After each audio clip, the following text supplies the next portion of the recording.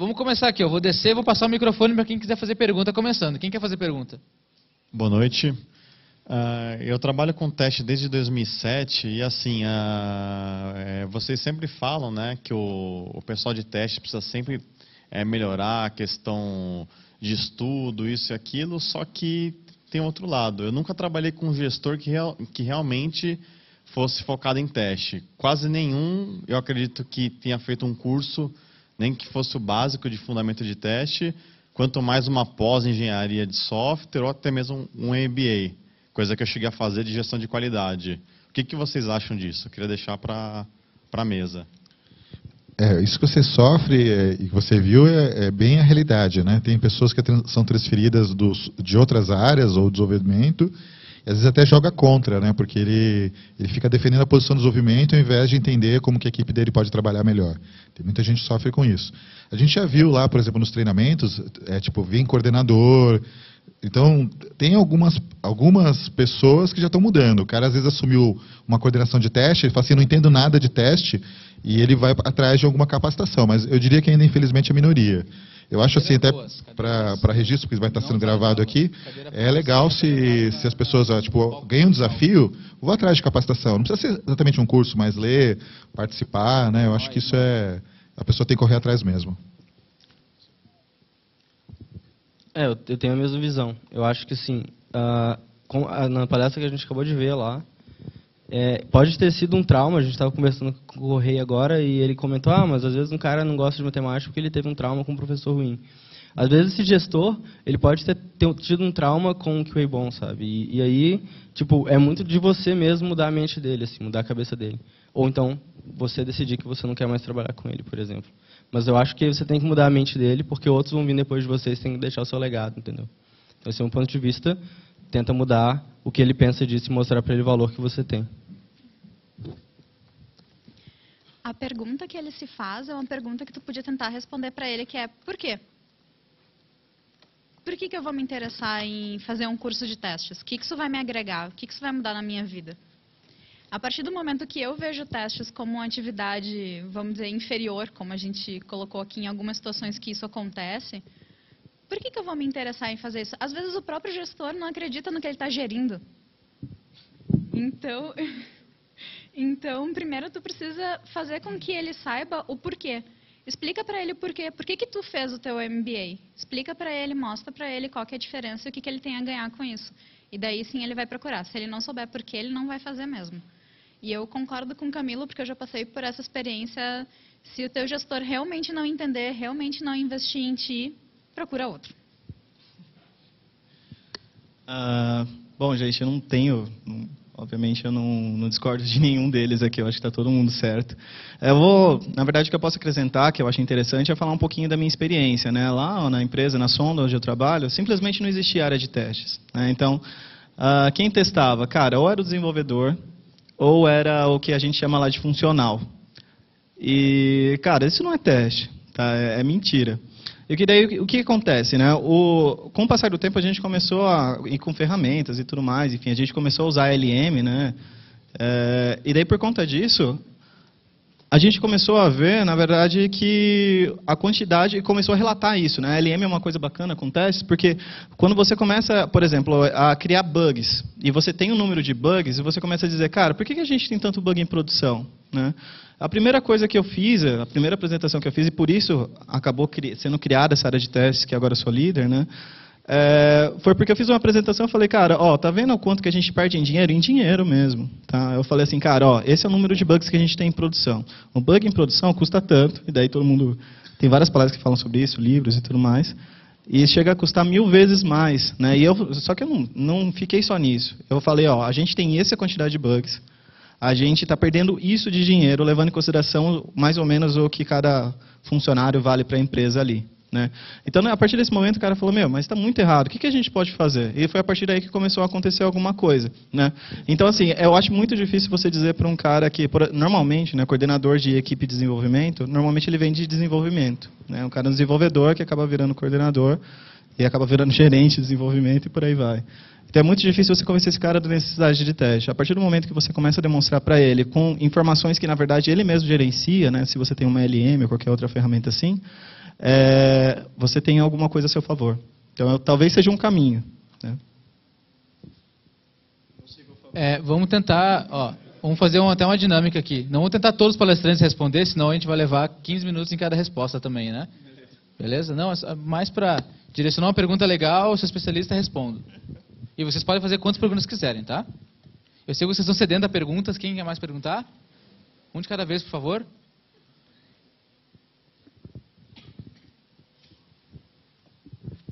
No caso, eu tenho um problema cada vez menor, né, na minha empresa, mas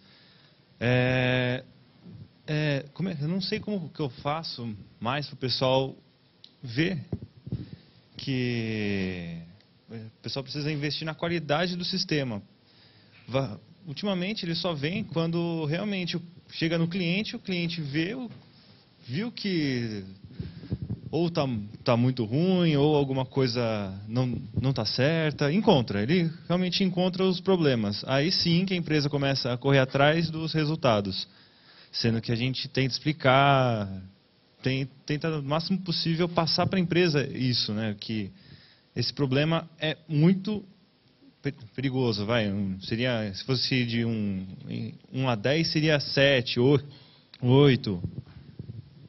Como é que eu conseguiria convencer a empresa a começar a olhar mais para a qualidade, em vez de esperar dar o problema? Tá. Eu vou, já que estou com o microfone na mão, né? É o seguinte, a gente tem que, eu concordo com o Camilo, que a gente tem que parar de pensar em procurar detalhes para ver o que está errado e mais em focar em entender o que pode estar errado que vai afetar demais o meu negócio, a minha segurança, o que traz um risco grande para o que eu estou fazendo, tá? Porque, assim, os sistemas estão se tornando cada vez mais complexos e cada vez vai ter uma complexidade maior em cima da qual possa ter problemas. Tá? Ou seja, os nossos ovos estão ficando cada vez mais peludos. Tá? Fica estranho, né? O principal problema é o quê? Por exemplo, vão chegando novas funcionalidades, sempre querem novas funcionalidades, só que não param tempo para olhar os problemas da aplicação. Investem muito pouco tempo para corrigir problemas do que para pedir coisa nova. Tá, então, essa é outra questão, né? Essa questão de dívida técnica. É a mesma coisa que você tem um carro velho, e aí você não troca o óleo, você não troca o disco de freio, você acha que só colocando gasolina no posto mais barato possível, controlado por uma organização criminosa, você vai conseguir fazer com que o carro continue andando e te levando e te trazendo para cá. Ou seja, você está acumulando problemas, você está adiando uma série de questões. Isso se chama dívida técnica. Tá? Você está criando uma dívida a juros de cartão de crédito. Enquanto a pessoa que banca aquele projeto não tiver noção de que a dinâmica é essa, você vai continuar tendo dificuldade para fazer qualquer tipo de investimento em qualidade. Ou seja, você tem que... É aquilo que eu não sei se você estava ontem. É o porquê e o como, né? Se você consegue mostrar os porquês que precisa investir, o como fica mais fácil. Né? Você tem que mostrar valor naquilo que está acontecendo. É exatamente o que ele falou, eu acho. Mas você tem que mostrar o valor para o cara. Entendeu? É exatamente isso que você precisa... Exatamente, a grana, entendeu? Você não precisa, cara, se você mostrar um gráfico de, sei lá, de transações com um banco de dados para um cara que realmente no final das contas, quem acaba implementando e liberando grana para contratar tester, melhorar em treinamento, vou te mandar para um treinamento X, não é o seu coordenador, às vezes é o seu gerente, mas normalmente é um cara muito acima desse pessoal, entendeu? Você tem que falar do ponto de vista de grana mesmo. Eu acho que é mais ou menos aí mesmo. Sabe o que o gerente gosta de ver? Gráfico e falar redução de custo. Tu botou um gráfico e descreveu redução de custo, já começa a vender teste legal. Só uma solução meio técnica assim, que pode te ajudar. O pessoal falou hoje de integração contínua. É uma mosca em cima dos desenvolvedores o tempo todo mostrando. Você tem que me corrigir, você tem que me corrigir. Então pode ser que te ajude nesse ponto que eles não estão corrigindo as coisas que eles deveriam corrigir. Eu não tenho uma pergunta, na verdade eu vou fazer uma observação. Só um último detalhezinho. Eu usaria também aquela frase famosa, eu te disse. Tá? Então, para não estender mais, mas eu usaria isso quando uma coisa escapar, ele falou assim, eu te disse que ajuda. Oi? Isso é preconceituoso, viu? Ok. Geralmente, quando a gente trabalha com ADM, a gente tem umas ferramentas, por exemplo, Jenkins, Hudson, enfim. E para Hudson, a gente tem aquele Sonar. O pessoal pegou vários daqueles cobertura de código e inúmeras ferramentas que a gente tem para qualidade. E o Sonar tem uma funcionalidade bem interessante. Você pode colocar lá, você tem uma equipe, sei lá, de 10 pessoas e fala que cada pessoa trabalha mais ou menos por X valor por hora. E ele calcula toda a dívida técnica do sistema em dinheiro, gera os gráficos e você consegue chegar e mostrar para o cara, olha, por dia, o que a gente está gastando aqui, o que a gente está perdendo é X. Acho que é uma ferramenta interessante. Eu gostaria até de saber se vocês conhecem alguma para outras linguagens. Eu sei que o Sonar funciona como plugin do Jenkins, do Hudson, né? E sei que funciona para Java, não sei para outras ferramentas. Se vocês tiverem alguma, eu acho interessante. Eu já vi esse plugin, mas eu não conheço detalhes dele. Mas eu acredito que como ele funciona no Hudson, ele deve, ou no Jenkins que você falou, ele deve funcionar por qualquer linguagem que você usa, então Ruby, Java. O Sonar é um integrador, na verdade, né? Ele usa qualquer outro framework de XUnit, PMD, Checkstyle, etc., para demonstrar o centralizado no dashboard. Sim. Para outras linguagens? Então, como Sonar na verdade, parecido? Não... Sim. Igual o Sonar, tá falando?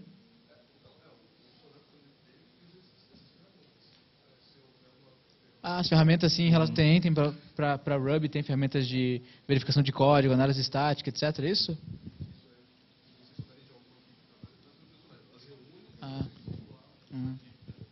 Então, a forma que ele usa para calcular essa dívida é basicamente estabilidade, né? Então, ele vê o quão difícil é testar aquela classe, portanto essa classe é menos testada, portanto tem mais chance de dar problema, e o que eu tenho que fazer para escrever em tantas linhas de código, e um programador produz em média tantas linhas de código, e ele custa tanto dentro do mercado de trabalho que eu estou inserido, que ele usa algum lugar.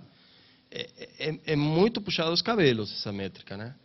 Então dá uma ideia de como você algum indicativo, mas você tem que assim tomar isso com muito cuidado, né? É apenas uma técnica. O problema de muitos gestores é que qualquer coisa que você consiga mostrar num gráfico de pizza, ele vai acreditar. Então, assim, o problema não está em você gerar números. Eu acho que a gente tem que gerar, desculpem a heresia para quem gosta de métricas e tal, mas a gente tem que gerar cada vez menos números e cada vez mais informação qualitativa para suportar decisões. Tá? Números cada vez é mais fácil gerar.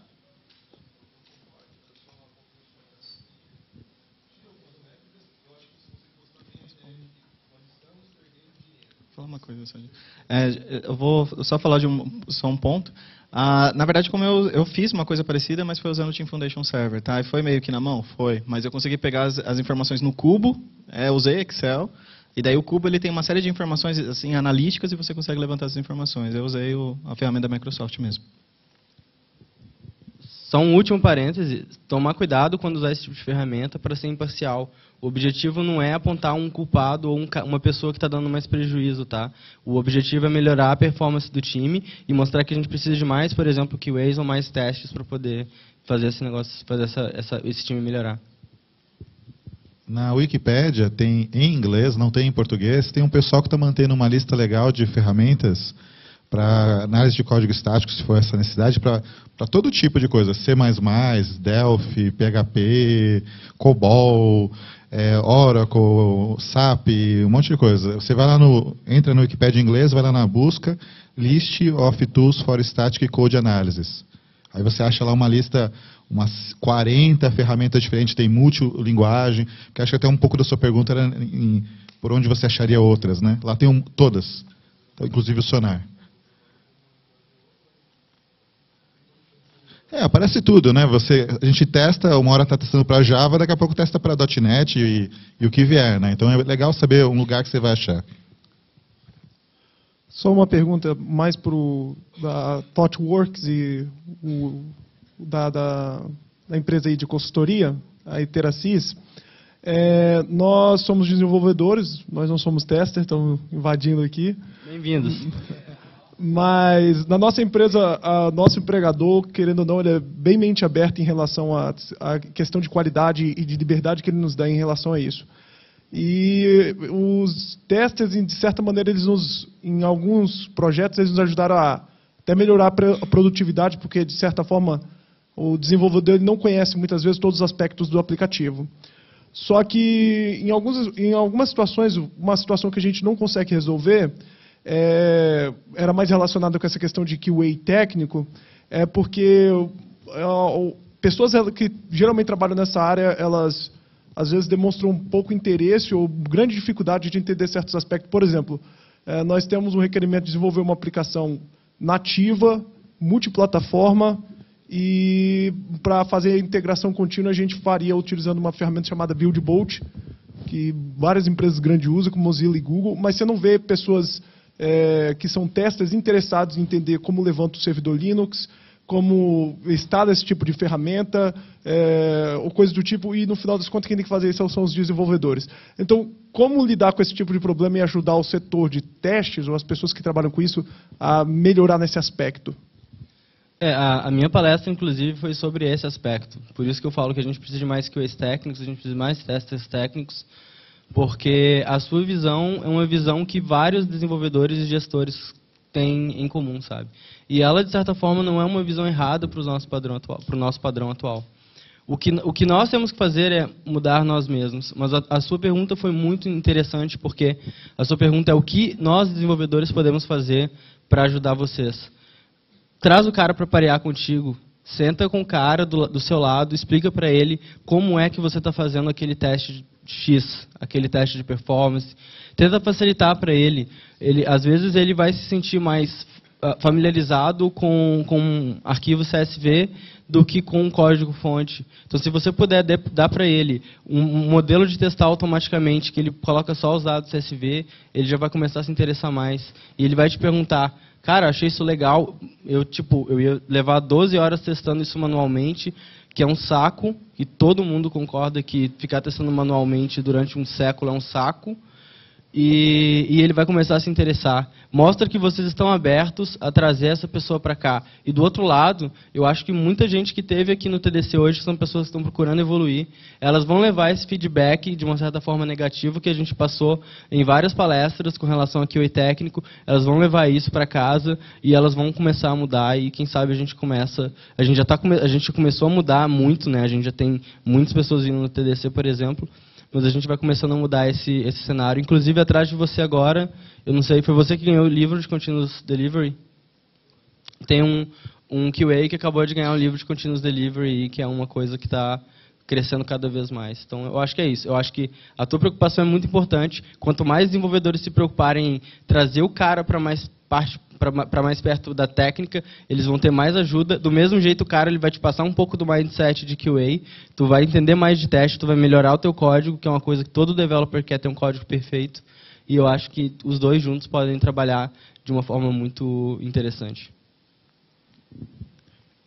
Eu acredito que é muito isso mesmo. A única coisa que eu complementaria é assim, hoje a gente tem ainda espaço para profissionais de teste que conhecem muito do negócio. Tem lugar para testadores técnicos, que vão, aliás, tem muitos lugares. Isso talvez seja mais difícil até deixar de qualquer outra coisa.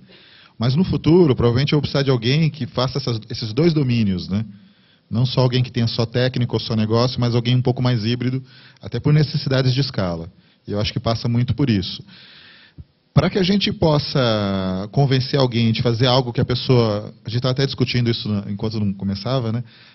Desses traumas e tudo mais. Para que você faça alguém fazer algo que ele não acha que seria o que ele tem que fazer, você às vezes tem que convencer ele que ele está fazendo o que ele gosta.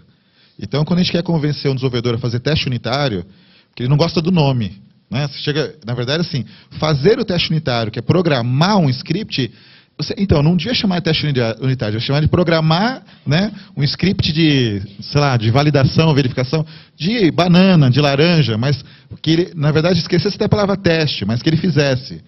Então, assim como a gente às vezes tem que enganar o programador de que aquilo não é teste, que é programar um script, né, para testar a sua aplicação, e ele gosta disso, na hora que ele sabe que é programar, eu acho que até, pegando o gancho do que o Camilo falou, teria que ser alguma coisa do tipo, mostrar para ele, olha, eu vou te mostrar uma maneira de testar que vai fazer você ganhar tempo, uma maneira diferente de fazer. Então, você tem que puxar pela palavra-chave que ele entende. Se você falar para o testador que ele tem que programar, acho que muita gente arrepia.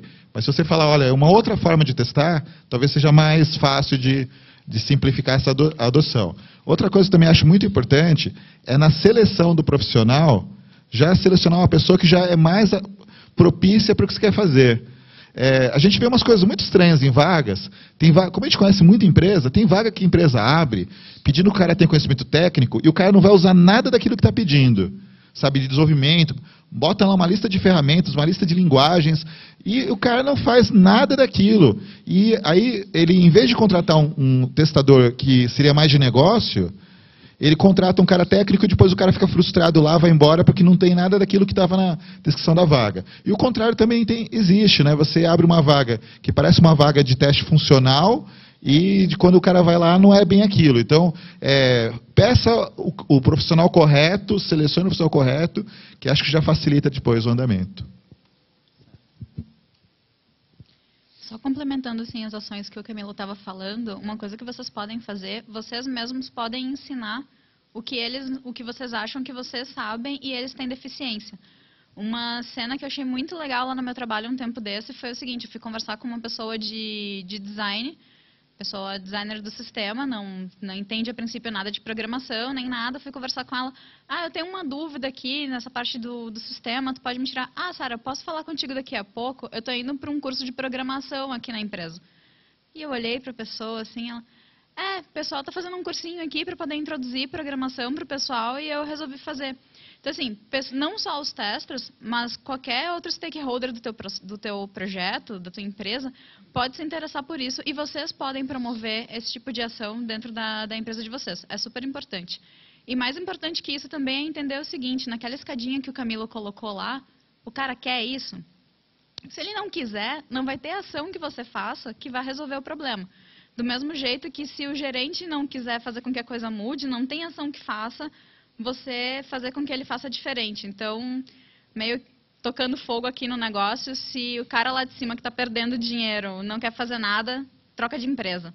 Se o cara que tem que fazer o trabalho não quer fazer o trabalho, troca.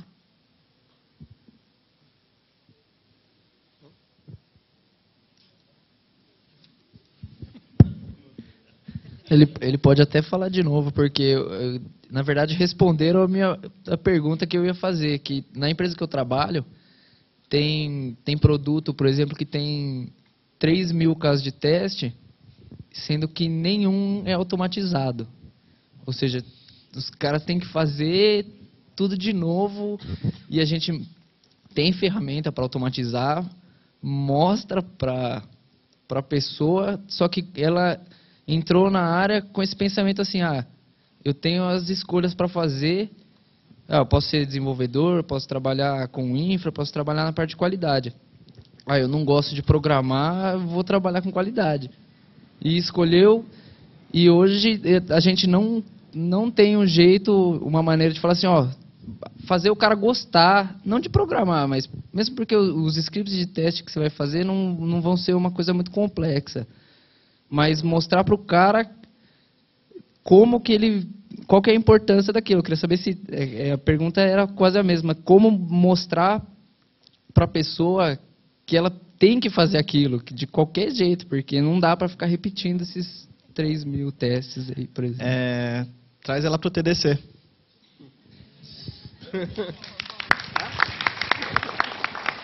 A empresa só pagou uma pessoa para vir só. Então, eu vejo uma situação um pouco desanimadora, né? O que você está falando, porque o que você está colocando é que as pessoas quiseram se colocar nessa posição confortável, digamos, e querem fazer a mesma coisa o dia inteiro.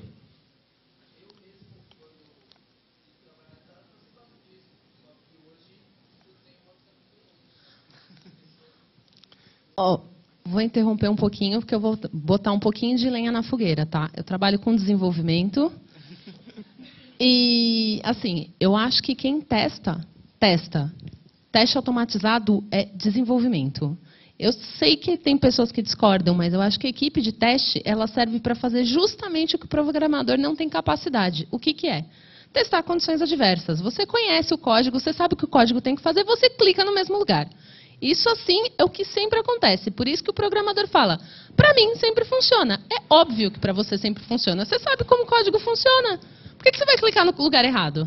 Você precisa de uma equipe de teste que não tem um teste viciado. Então, assim, se você tem 3.000 casos de teste, e você está pedindo para o pessoal de teste ser praticamente um macaquinho treinado, você tem um problema.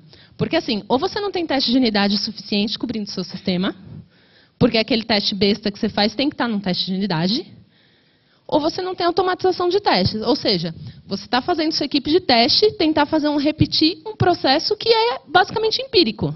Você não vai garantir qualidade com isso. Você está fazendo um teste de integração, você tem que garantir que ele funciona da mesma forma. Então, eu não sei se é bem isso, entendeu? Eu acredito que teste é um pouco separado disso. Sim. Sim, porque você vai dar manutenção nesse teste. Seu código vai mudar, o seu teste automatizado vai falhar. Cara, eu fiz um sistema basicamente... Não. Teste de aceitação, você tem teste de integração. Eu acho que o teste que não tem que ser feito pelo dev é justamente o teste do seu usuário, o teste de uma pessoa que vai testar a usabilidade do seu sistema. A parte de integração é responsabilidade do dev. Tá? Isso é bem longo. Eu só queria falar o seguinte, foca nesse negócio das 3.000 pessoas, 3.000 pessoas não, 3.000 casos de teste e o pessoal sempre testando a mesma coisa. De onde que sai esse dinheiro? Quem que paga esses caras? Assim, porque parece um processo muito ineficiente, muito sem sentido e follow the money, né? Veja onde está o dinheiro e como é que esse dinheiro vai pelo ralo. Deixa eu fazer uma pergunta. 3.000 casos de teste que tem um step só? Quase, né? 3.000 casos de teste, na verdade, vira 20 casos de teste reais.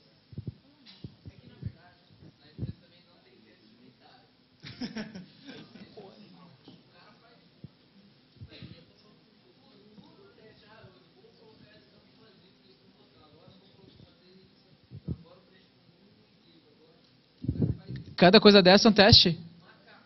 Ei.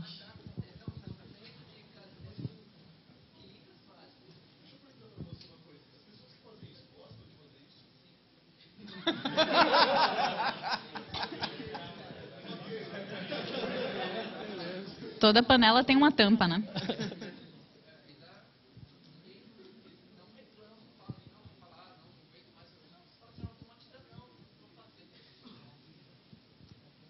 Deixa eu voltar aqui para a questão dela. O Leonardo, te acusa aí um pouquinho. A gente estava conversando um pouco mais cedo, eu e o Leonardo Oliveira, que também é coordenador da trilha de testes, e ele falou uma frase assim Tu ia adorar. A gente não precisa de QA. Desculpa, auditório. Desculpa, eu espero que o meu gerente não esteja me assistindo. Mas a gente não precisa de QA. Pensa comigo. Se tu fizer o teu trabalho bem feito, sempre, por que exatamente tu precisa que sempre tenha uma pessoa ali do teu lado? Eu sei que a gente tem várias teorias que a gente estuda. Não estou dizendo que o meu trabalho não serve de nada, ainda mais para o meu gerente que está me assistindo, lógico. Mas, fato é, quem aqui acha que não é bengala do seu time? Quem aqui acha que o seu desenvolvedor tem coragem de pegar o mesmo código que ele entrega para você testar e tacar em produção e disser o seguinte: cada centavo que a empresa perder com esse código em produção pode tirar do meu salário, porque eu garanto o sistema que eu coloquei em produção? Alguém defende o seu desenvolvedor nesse ponto? Alguém vai chegar aqui e vai dizer que o seu desenvolvedor realmente faz o seu sistema assim? Sabe por que não? Porque ele tem vocês, porque ele tem a gente. E muitas empresas essa é a verdade. Porque ao invés dele dizer, não, o problema fui eu, agora ele já pode dizer, não, o problema foi o Camilo que não pegou, foi o Correia que não testou. Enfim, é uma bengala, eu vou passar por aquele negócio de novo, entendeu? Agora, isso são realidades e realidades, isso a gente tem que tomar cuidado. A gente pode estar falando aqui de desenvolvedores experientes que fazem testes unitários de integração funcional, concordo 100%. O desenvolvedor ele pode fazer o teste funcional dele, ele pode fazer toda a parte de ATDD, eu não discordo disso de jeito nenhum. Mas em várias situações aqui, na situação que eu vivo hoje, por exemplo, isso não seria uma realidade. A gente, quando fala, por exemplo, o cara não tem futuro, vamos dizer assim, sendo só testador, só monkey, como fala o Camilo. Olha, tem fábrica de testes ainda. Quem achar ruim pode não estar numa. De novo, se a situação não se adequa a ti, sai e procura outra. Mas tem espaço para isso? Tem. Quem quiser só apertar botão, criar 3.000 casos de teste e executar, tem espaço? Tem, gente, tem. O mercado está aí, tem todo tipo de oportunidade. Agora você escolhe qual oportunidade que você quer pegar. Todo mundo respondeu dela, até eu quero responder dela. Olha só, eu sou um profissional de tecnologia, você também. Você acredita na tecnologia? Ok. Sim. A tecnologia, ela foi criada pura e simplesmente para facilitar a vida das pessoas, embora complique várias vezes. Mas ela foi criada pura e simplesmente para facilitar a vida das pessoas. E quase toda a tecnologia que existe no mundo é automação. Automação de alguma coisa. Então, quando você passa o teu bilhete no ônibus, aquilo é uma automação de um processo de coleta de dinheiro. Quando tu passa o teu cartão de crédito, é uma automação de um processo que podia ser um documento assinado lá, mandar para lá, voltar e fazer. E nada disso ficou pior. Quase nada disso ficou pior. Quando a gente fala que um QA automatiza, e eu não posso discordar de ti que um projeto funciona com QAs que só testam manual, e não posso discordar da Sara. Eu trabalho numa empresa onde nenhuma linha de código é escrita sem TDD e BDD. Trabalho numa empresa onde nenhuma linha de código é escrita a uma cabeça, tudo é feito com pair programming. E então eu não tenho como argumentar que o código-fonte não é ótimo, eu não tenho como argumentar. Eu não tenho como argumentar que eu não precisaria automatizar também. Talvez eu não precisasse. Eu já vi projetos, inclusive lá dentro, que não tinham QA. Mas o ponto de vista de um QA, eu não chamaria só de bengala, né, porque, afinal de contas, a gente faz muita coisa dentro de um projeto. O ponto de vista crítico de um QA, com foco no negócio, ele pode ser potencializado pela tecnologia e ele pode, sim, automatizar os testes dele.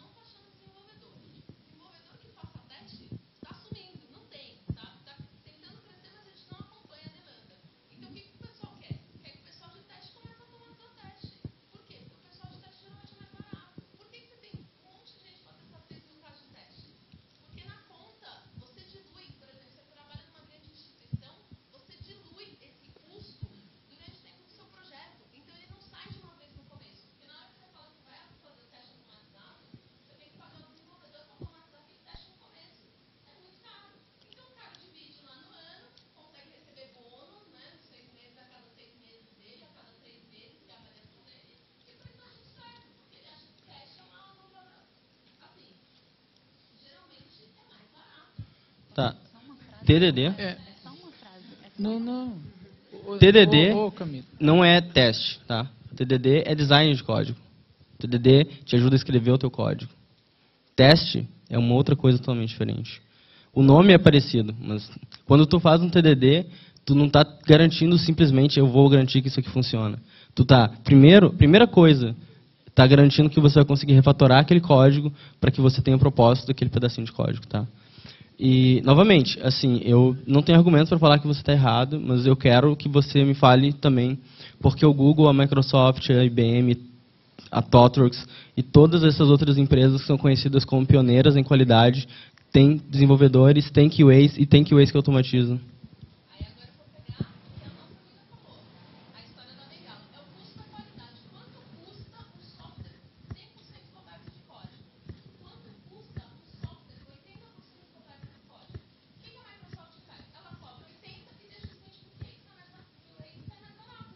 Não tem diferença de salário, lá.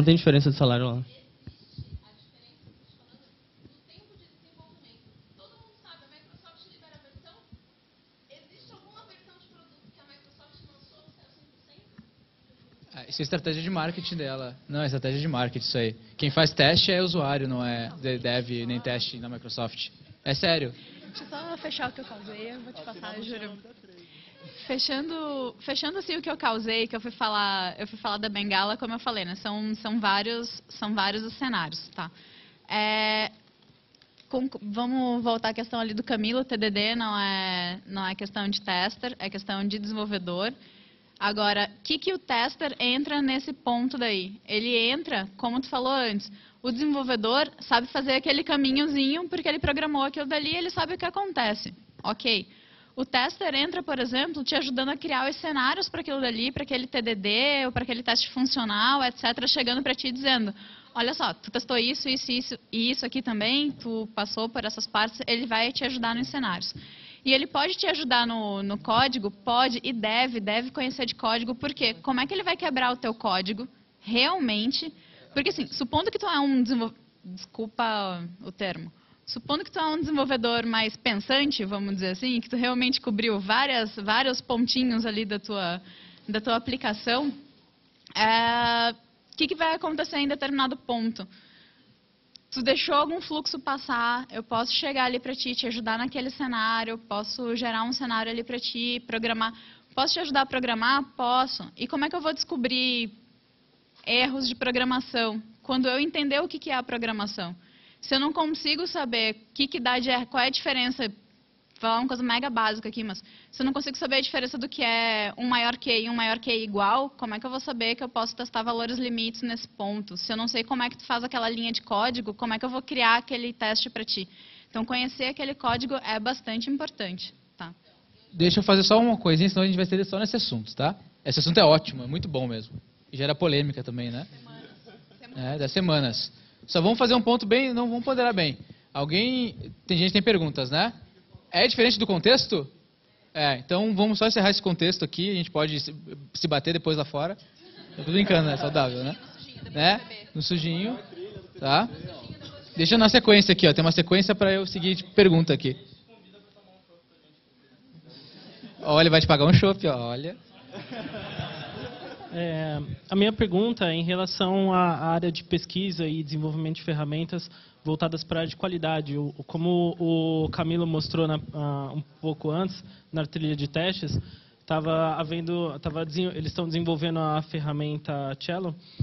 E a minha pergunta é assim, ontem na trilha de ALM a gente viu dezenas de ferramentas, tanto open source quanto pagas, né, que dão suporte para a área de automação de testes e automação de processo.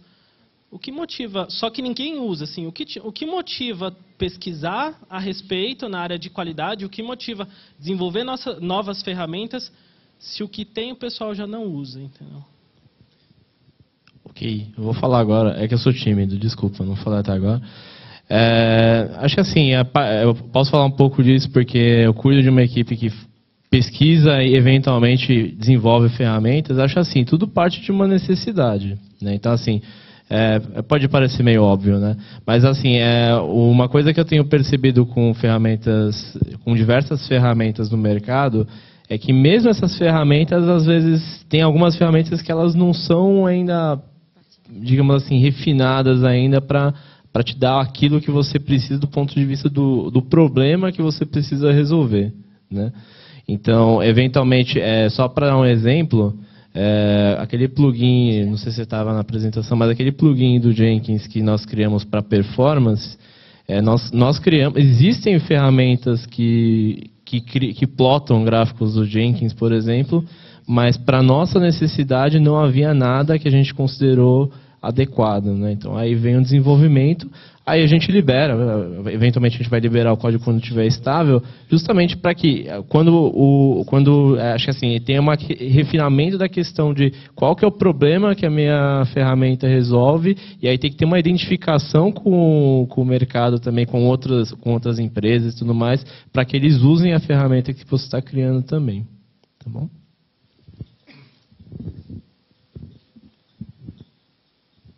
Tá, no caso do Cello, é uma iniciativa pessoal. Eu queria aprender um pouco mais sobre um monte de tecnologias que estavam envolvidas. Resolvi fazer um negócio que integra todas elas. A motivação de fazer ele também parte de um preceito.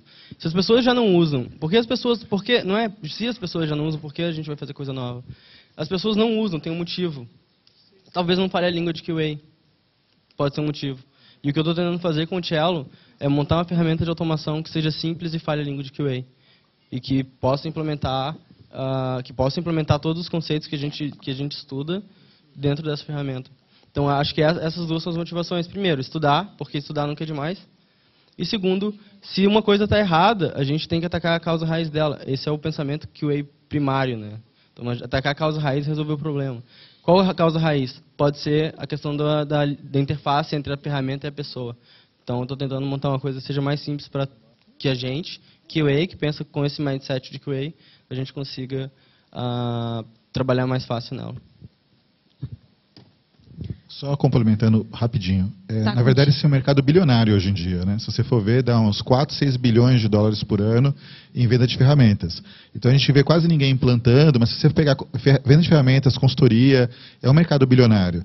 Então, o que o pessoal está querendo fazer é acertar a mão, a empresa que conseguir, e veja, pode ser até alguém daqui mesmo, que, como o Camilo está desenvolvendo uma ferramenta, alguém que cria uma ferramenta que se torna padrão de mercado, nossa, o cara vai ficar bilionário. Se hoje é 4 ou 6 e quase ninguém usa, como você mesmo colocou, se alguém emplacar uma ferramenta realmente boa na linguagem do testador, que fale a linguagem do negócio, do desenvolvedor, ou seja, global, poxa, o cara vai levar esse valor para talvez 10, 12 bilhões de dólares no mercado mundial.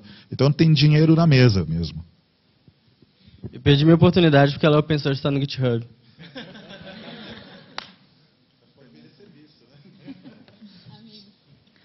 Eu gostaria de saber se alguém aqui tem alguma experiência para compartilhar ou alguma ideia sobre como trabalhar com teste numa equipe que decidiu usar Scrum.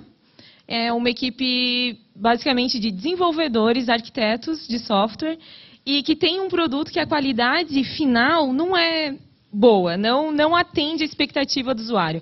E pior, o produto que a gente desenvolve é uma ferramenta, não é um sistema, não é nada de negócio. É uma ferramenta para desenvolvimento web. Então, como que eu posso estar trabalhando com testes dentro dessa equipe ágil, onde a gente não tem função bem definida e ninguém na equipe também é da área? E como é que eu posso estar garantindo a qualidade final do meu produto nesse cenário? Tá, agradeço. Eu mais ou menos sei o que ele vai falar. É o seguinte, primeiro eu vou falar uma coisa que ele sempre fala, a gente não precisa de gestor, a gente não precisa de QA, a gente não precisa de arquiteto, a gente não precisa de um cara comercial, a gente não precisa de um analista de negócio, a gente não precisa de um designer. A gente só precisa de alguém que pague. Tendo alguém que pague, a gente monta a equipe para atender a necessidade da pessoa. Se você pode pagar uma equipe de 4 pessoas, você não vai pagar um QA, um analista de negócio, um gestor e um comercial. Certo? Você vai colocar pelo menos um estagiário para desenvolvimento. Certo? Então, o que acontece? Você vai montar o teu time, a tua equipe, com as habilidades necessárias para atender a necessidade do cliente. Se você coloca 4 nerds na equipe, que são ultra fãs da tecnologia X, e eles começam a codificar que nem macaquinhos. Assim como tem monkey testers, tem monkey developers, ou monkey coders. Você vai notar alguma deficiência, certo? Você vai falar, bom, o que eu estou precisando? Estou precisando de um cara que consiga enxergar um pouquinho além. Preciso saber um pouquinho de arquitetura, preciso saber um pouquinho de negócio, preciso saber um pouquinho de qualidade. E você vai montando o time com as capacidades e as habilidades que essas pessoas têm. Eu acho muito complicado você começar pelo nome do cargo para montar uma equipe. Você tem que pensar num conjunto de habilidades para atender a necessidade daquele que te paga. Espera aí, você falou Tudo recursos? Então, você já sabe o problema. Posso...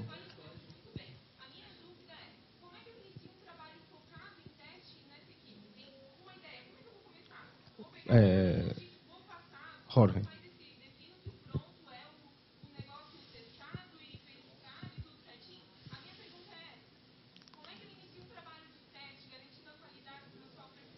Tá, posso rapidamente só colocar uma coisa? Você comentou no início, quando você começou a pergunta, de que não atende à qualidade que o cliente espera. A primeira coisa que você tem que fazer é trazer o cliente para dentro para que ele diga para você qual que é a qualidade que ele espera. E a partir daí você vai pensar em como é que você vai direcionar o trabalho de negócio, que quer dizer, definir o que vai ser desenvolvido numa sprint, já que você está usando Scrum, o que vai ser desenvolvido e como que disso que vai ser desenvolvido você consegue atender a expectativa de qualidade do cliente. Agora, porque assim, é muito fácil falar que, bota uma ferramenta qualquer de teste aí, bota um teste complete, começa a usar JUnity, começa a escrever as histórias em Cucumber que vai dar tudo certo. Mentira. Você precisa primeiro ter na cabeça qual que é a expectativa que você está tentando atender. E aí eu concordo com o Jorge. Se isso quer dizer que você vai ter um script lá, que a única coisa que faz é abre o Internet Explorer e clica no primeiro link, beleza. Encontra primeiro qual que é a expectativa de qualidade que o teu cliente espera, para que você possa, já que você está numa equipe Scrum, decidir como que você vai atender essa expectativa. Isso significa, às vezes, usar uma ferramenta. Isso significa, às vezes, você trazer o cliente para dentro, para que ele possa dizer e especificar qual que é o resultado que ele espera, ou isso significa simplesmente botar todo mundo para codar e para ele possa ver uma coisa o mais rápido possível. Então, eu acho que é...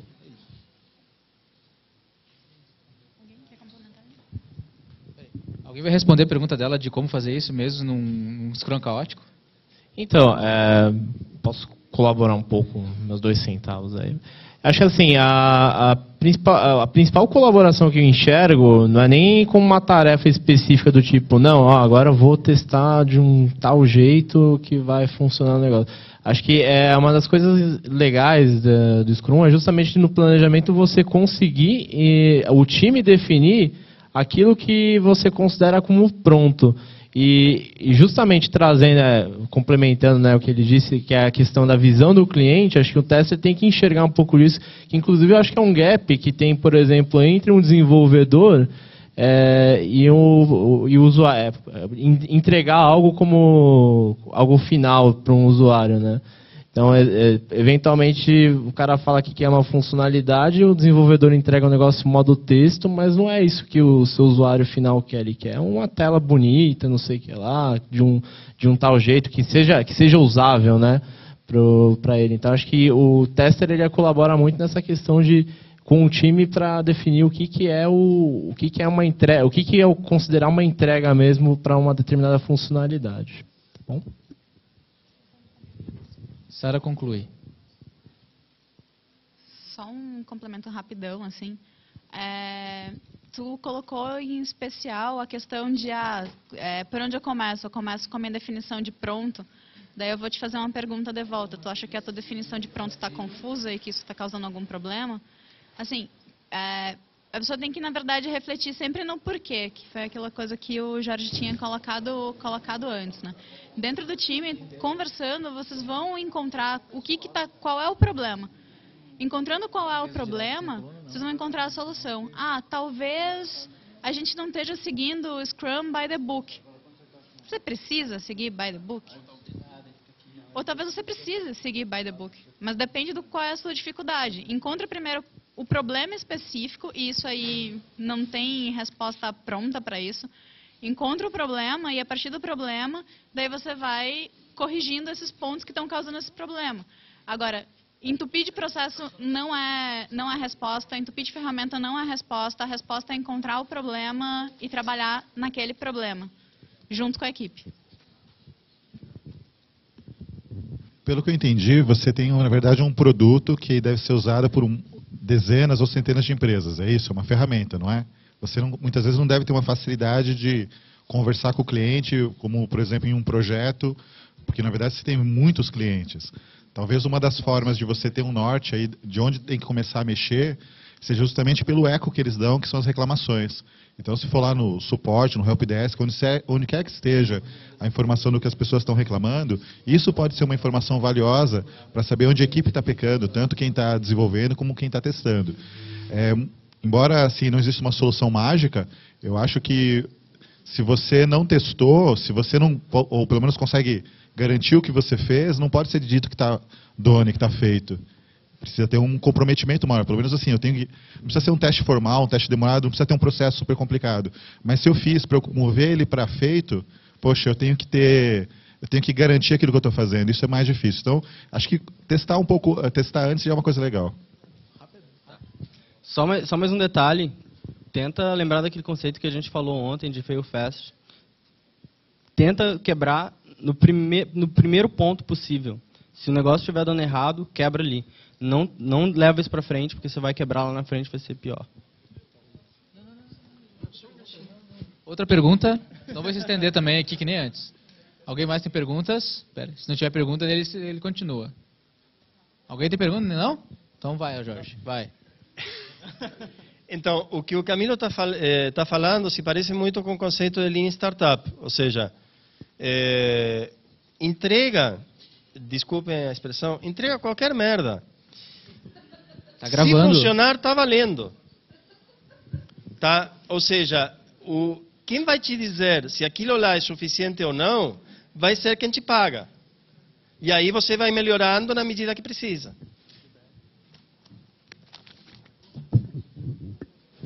Perguntas? Perguntas? Ninguém quer fazer pergunta? Não? Dou-lhe uma. Quer? Curiosidade. Quem veio primeiro? O ovo ou a galinha? Umas curiosidades na pergunta, viu? Quem veio primeiro? O ovo ou o pelo?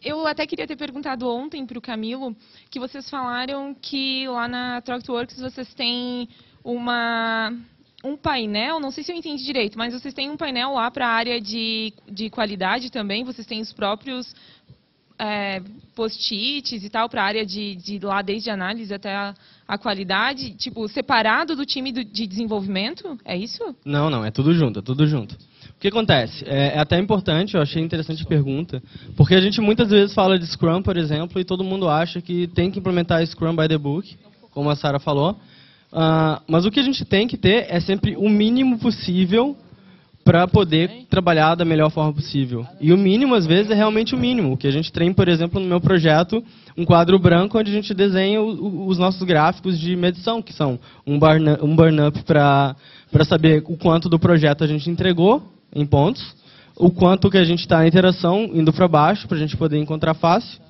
e os builds. E, claro, a gente tem um quadro também, um card wall, onde a gente vai colocando as nossas histórias, elas vão caminhando, mas elas sempre caminham e junto dev, QA, o PM, o BA se tiver no projeto, e é tudo junto. A gente não tem que segregar, a gente não tem que separar testers e desenvolvedores. Isso não é um caminho legal. Eles têm que trabalhar junto como um time, porque senão você pode voltar para aquele modelo antigo que você tem uma fábrica de software e uma fábrica de teste, e a gente sabe que não funciona. E a questão mesmo é deixar toda a informação possível da forma mais visível que possível também. Então, se você tem mais informação do que você consegue mostrar para o seu time em um quadro grande, que tem o tamanho do time, por exemplo, é porque você tem informação demais, você está onerando o seu time com informação. Então, é interessante você agradecer pela informação que você não recebeu também. Muita informação gera confusão e gera desentendimento. Pessoal, agora já está encerrando a nossa mesa redonda. Gostaria de agradecer a todos os palestrantes da trilha de teste, que são os que estão aqui agora, respondendo diversas perguntas, tanto quanto de dev, quanto de testes, tá? Trazendo a experiência deles, né? Trazendo as piadinhas deles aqui, né? Brincando. É muito importante ter até a discussão saudável que a gente teve agora há pouco com a moça da Lambda aqui, né? Por que eu preciso de testador, né? Não preciso, eu posso trabalhar e posso fazer meu teste. O testador, para mim, é um cara que vai fazer alguma coisa do negócio. É bom ter essas visões e compartilhar essas visões e essas experiências, tá? Eu pedi uma salva de palmas, por favor, para os nossos palestrantes.